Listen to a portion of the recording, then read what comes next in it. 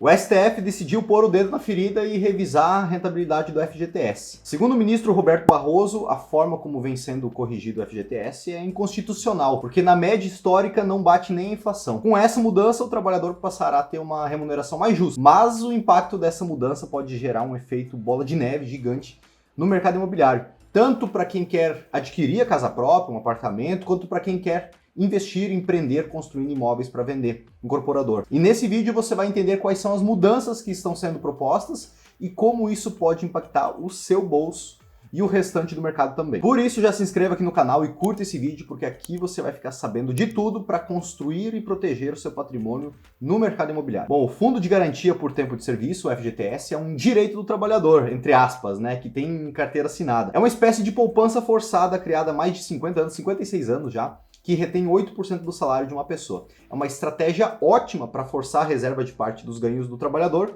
para eventualidades, como problema de saúde, ou mesmo para adquirir um imóvel próprio. Até aí tá tudo bem. O problema está na forma como esse valor é corrigido. Nas regras atuais, ele rende 3% ao ano mais a TR, a taxa de referência. Na última quinta-feira, o Barroso, ministro do STF, votou para derrubar a correção do FGTS pela taxa referencial e passar a ser corrigido no formato da poupança, que hoje rende 0,5% ao mês ou 6,17% ao ano mais a TR. E talvez você não conheça a TR, mas ela foi criada na década de 90, no governo do Collor, e foi inclusive utilizada na época para conter a inflação. Porém, da forma como ela é calculada, acabou caindo em desuso, por ter sofrido uma defasagem lá desde 1999 em relação ao INPC e ao IPCA que mede a inflação. E em virtude da TR não corrigir a inflação, essas perdas para o trabalhador foram só se agravando ao longo do tempo. Hoje a TR ainda é usada para algumas coisas, ela serve para compor alguns valores na economia, entre eles está a correção do FGTS e também da poupança. Quase não se usa mais. Atualmente a TR está rendendo em torno de 2%, 3% ao ano e é um índice variável. Nos últimos anos, quando a taxa Selic estava baixa,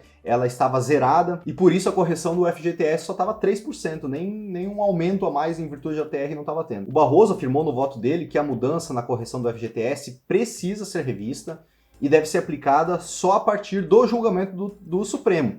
Porém, isso pode gerar um impacto gigante nos cofres públicos, mais de 661 bilhões segundo o governo federal, se for feito o cálculo retroativo desde 1900 e lá vai pedrada. Só para você ter uma ideia, hoje o FGTS tem em caixa 118 bilhões de reais. Então a União precisaria entrar com o valor restante, 540 bilhões de reais mais ou menos, né, para reverter todo o prejuízo que causou para os trabalhadores em virtude dessa correção que estava sendo utilizada, está sendo utilizada, ser inconstitucional. Então é provável que se houver uma mudança, o efeito vai ser só a partir da mudança da lei e não retroativamente, porque senão a conta não vai fechar. E a correção seguirá ou pela IPCA ou pela poupança, ainda não se sabe ao certo, não foi definido. Do ponto de vista do trabalhador, isso é ótimo, porque ao invés daqueles 8% que são retidos da fonte para situações de emergência ou compra de um imóvel, o cara hoje está perdendo o poder de compra ao longo dos anos com a correção atual. Então nada mais do que justo, não é verdade?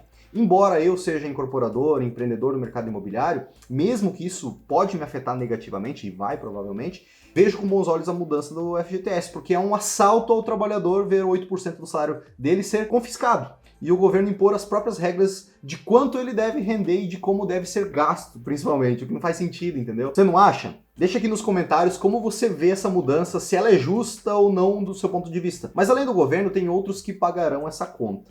Uma mudança no FGTS vai nos levar a uma reestruturação nas fontes de crédito utilizadas pelo mercado imobiliário. Tanto para quem vai adquirir um imóvel pronto, quanto pelo incorporador que está viabilizando aquele empreendimento, está criando aquele produto para venda. Que significa um aumento no custo de recursos para o mercado imobiliário, custo do financiamento, taxa de juros.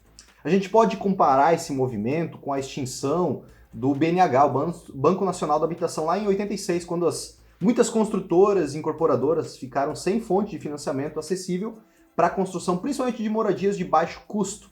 E como resultado, na época, o mercado imobiliário foi marcado por uma redução na oferta de imóveis populares e por um aumento no preço dos imóveis existentes. Você chegou a ver isso nos últimos anos, não é verdade? O programa Minha Casa Minha Vida, por exemplo, ele é subsidiado pelo FGTS. Hoje, o custo de capital para uma incorporadora está em média 5,5% ao ano. Então, se houver a correção na rentabilidade do FGTS, o funding vai ficar mais caro para o incorporador. E isso pode, inclusive, inviabilizar um programa social, que já está bem capenga, não está quase tendo margem de lucro para o incorporador absorver. Com isso, além de o governo subsidiar a aquisição dos imóveis por parte das famílias, também vai ter que gerar incentivos adicionais para que as incorporadoras tenham esse interesse em atuar no segmento da construção de imóveis populares. Inclusive, está nos planos do governo o subsídio para as famílias que se encaixam na faixa 1 e faixa 2 do programa Minha Casa Minha Vida. Está sendo reestruturado isso no início desse ano, com rendas de até R$ 2.640 por mês e R$ 4.400, respectivamente, para cada uma das faixas. O subsídio pode chegar a R$ 170 mil,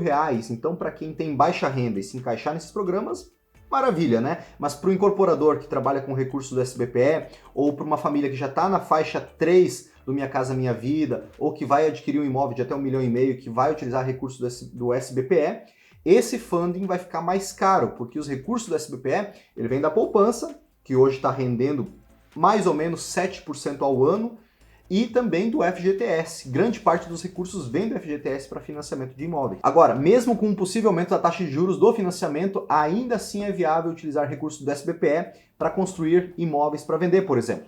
Teve um aumento há poucos dias dessa taxa de juros, inclusive. E nesse vídeo aqui eu explico o impacto desse aumento da taxa de juros no bolso de quem investe e empreende no mercado imobiliário. Por isso, assista porque vai te ajudar muito, tá?